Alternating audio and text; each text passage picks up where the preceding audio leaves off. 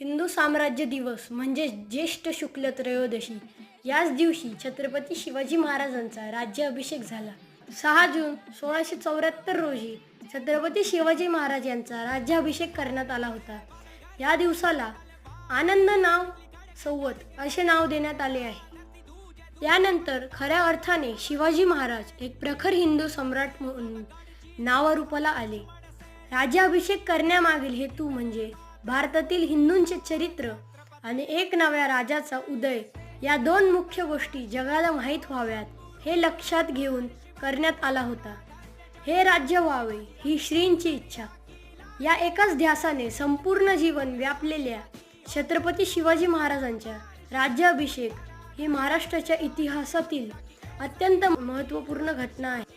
राज्याभिषेकाच्या दिवसापासून शिवाजी राजांनी शिवराज्य सुरू केला आणि